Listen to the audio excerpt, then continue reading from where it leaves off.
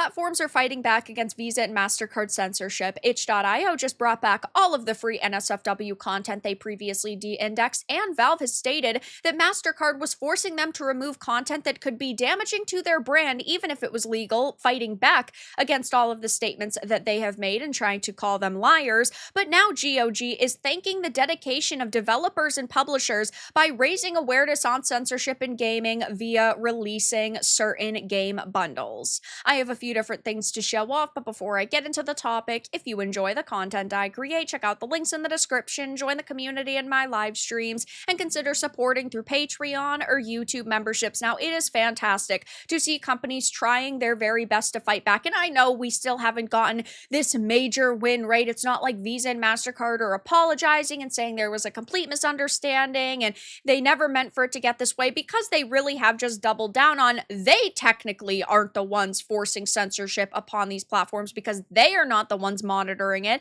even though what they're doing is actually threatening these platforms, saying if you don't remove it yourself, we're going to rip our services away from you. So they're being very tricky with their wording, but of course gamers are not buying into their BS, and we are going to continue to call them out until they are no longer trying to censor and control our entertainment, though GOG is now trying to fight back in their own way, because they made this post saying, thanks to the dedication of developers and publishers, we are launching freedom to buy.games to raise awareness on censorship in gaming. 13 games are now available for free for 48 hours as part of Stand for Creative Freedom and Preservation. We believe that if a game is legal and responsibly made, players should be able to enjoy it today and decades from now. It's our statement: when games are delisted today because of discomfort, reviving them tomorrow becomes exponentially harder. Now, I do think that GOG in general is a pretty good platform, because while they provide a license just like any other media does, it's DRM free,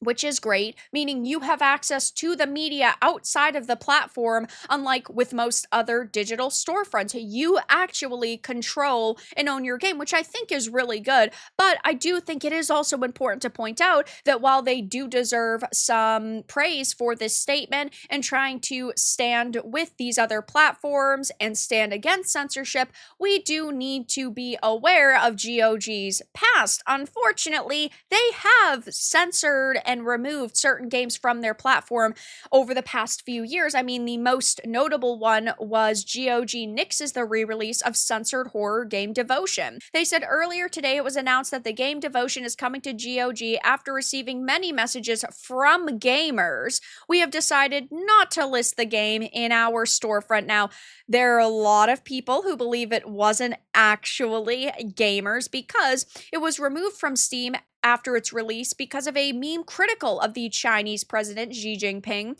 which compared his likeness to Winnie the Pooh, was discovered in the game. Chinese players began review bombing the game on Steam before it was eventually pulled for a complete QA check and never ended up returning. So there were a lot of Chinese individuals who, of course, were upset over this. And as you can guess, Chinese players playing a game set in Taiwan definitely stirred the political pot a little bit. Though I do think that we still need to praise GOG for their stance right now, because while they have censored and removed certain games from their platforms over the past couple of years, they definitely are not as bad as Sony is, and even as bad as Valve is with Steam. They haven't been so bad in terms of the censorship, and right now I do think that it is good to see another major video game storefront standing up against censorship. And since right now we are looking past Steam's questionable history to defend them against credit card companies, I think that it's only fair that we do try to sit here and also defend GOG and give them some kind of credit for the statements they're making, because they are really putting a target on their own backs as well. Now, I'm hoping that with all of these platforms banding together, that it will make a difference, and that maybe these credit card companies and payment processors will actually listen to us and actually listen to these platforms and say, you know what, we understand what you're saying, we're going to be more lenient, though we do need to stay cautiously optimistic. But GOG is being praised by a lot of gamers right now. Again, be very skeptical, right? Cautiously optimistic. But what they're saying is still really good, and what they're doing is still really good. And that's one of the many reasons you're the best digital store out there. That's gaming done right, GOG. Will you let me get my game on your platform. This is why GOG is the best digital storefront in gaming. I don't care if all my games aren't on my Steam library. GOG makes sure I own what I buy. And I do generally think what they stand for is good. DRM-free games are always going to be praised by me personally. Holy shit, this is epic. Free to buy, free to goon. Jokes aside, good to see you fighting against censorship based. I can get behind this. I was already rooting for GOG, but I guess I'll root even harder now. Great luck. Fight the good fight, guys. GOG, more like GOAT. Thank you, King. You dropped this. You're awesome. Okay, GOG, I like it.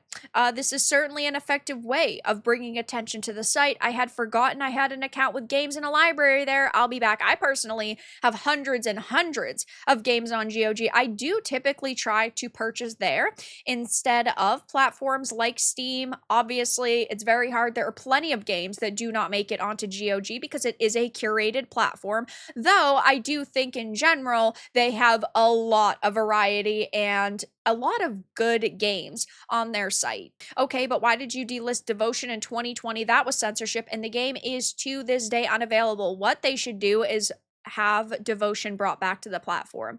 If GOG truly wants to prove that they are against censorship, they should bring it back. Today, tomorrow, over the next couple of days. Now, to top off the GOG situation, over the past few days, we've also seen Valve and itch.io trying to fight back in their own ways. We've got this breaking. Valve reveals payment processors rejected Steam's policy, citing Mastercard's Rule 5.12.7.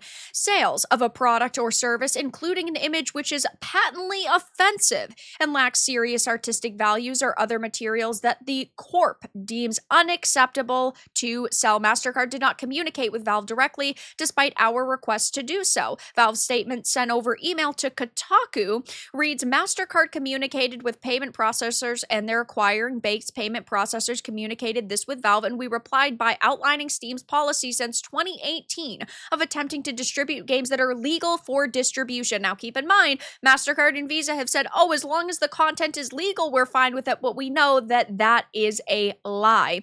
Payment processors rejected this and specifically cited Mastercard's rule and risk to the Mastercard brand. So they don't actually care about having a sale of a legal product. They just care that, oh, well, this could damage our brand, so we're saying you can't sell it. It goes on, the sale of a product or service, including an image which is patently offensive and lacks serious artistic value. Oh, guys, we've got some art critics on our hands.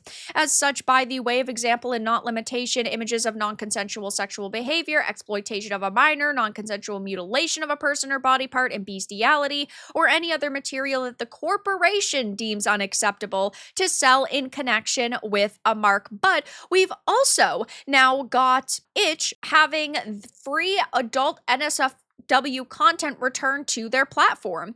In a note to developers, the Itch founder has confirmed that free adult content will be re-indexed on the platform alongside a new content warning system. It follows the wholesale de-indexing of adult content on the indie game marketplace due to pressure applied by an anti-pornography lobby group on major credit card processors. And I think that we all know at this point that this isn't just happening because of collective shout. Sure, they might have enabled these payment processors and credit card companies and banks to move quicker, but I think that they always planned to, not allow this content to be sold anymore. I think that they are obviously trying to control our entertainment, and we see that clear as day with the statement that Valve made, because they're saying, well, if the corporation deems it unacceptable, then yeah, you can't receive money for it, and that's why these platforms right now are trying to reintroduce these free games because, well, they also technically are not being sold. They are not receiving any funds for it, so it is skirting the rules. Now, if the credit card companies will take offense to this and say, no, this still isn't acceptable because this content is allowed on the platform in general, that could be an entirely different issue, though this is really grounds for a lawsuit. They're saying, well, if it is legal content, you can sell it, but they're also not allowing that to happen. I will definitely be keeping my eye on the situation, but we are seeing platforms trying to fight back against this. Itch reintroducing the free adult NSFW content. Valve coming out and saying, no, it's It's them just saying, well, the corporations deemed it unacceptable, so we can't sell it or host it on our platform. And now we also have GOG coming out and basically putting a target on their back by saying, well, we're going to allow these bundles and introduce these bundles and give them to everybody. It's content that's been deemed controversial in the past, but hey, it's free, so it gets around their rules.